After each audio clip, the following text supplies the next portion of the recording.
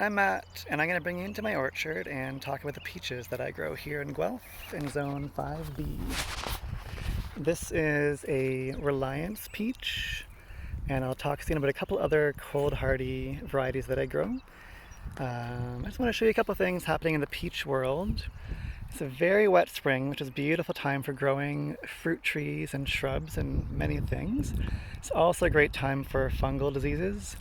And what you see here is maybe what you see in other peaches you have in your life. It's called peach leaf curl. It's not an insect, although it looks a lot like what aphids do to red currants and other currants.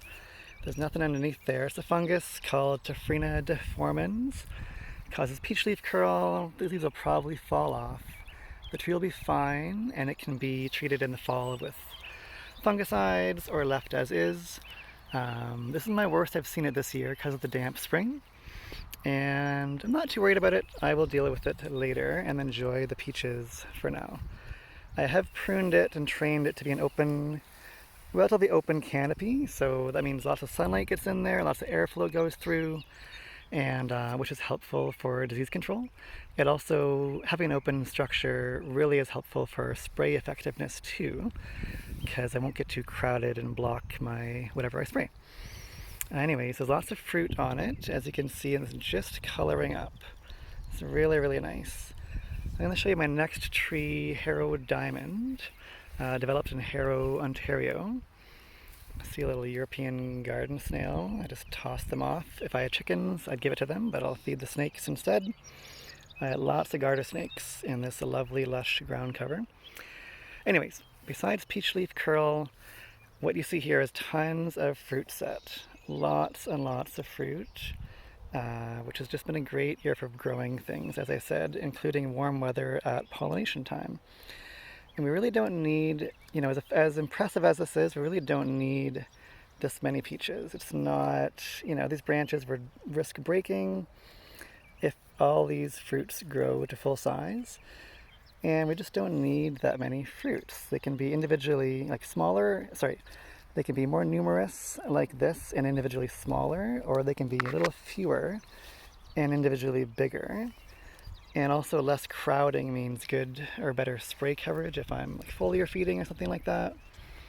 And I just generally walk through and reduce it to like maybe one fruit every 6 inches or so.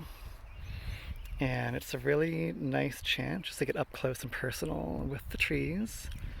Listen to the birds, check things out up close.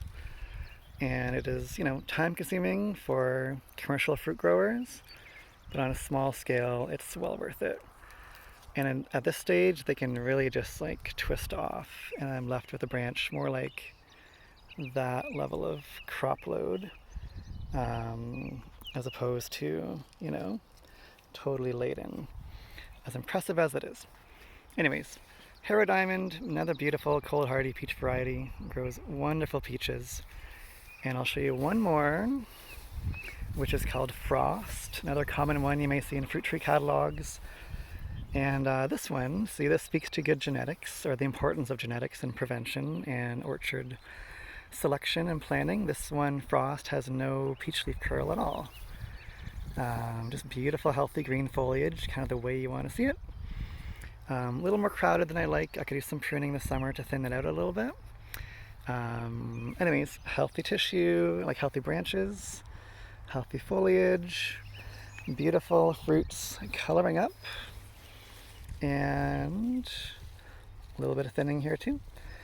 And yeah, Harrow Diamond, Reliance, and Frost. 3 wonderful cold hardy peach varieties for Zone 5B. And again, I planted these in 2021. These are, 6-7 feet tall after really only the 3rd year of growing here. So the peaches do grow really well in southwestern Ontario.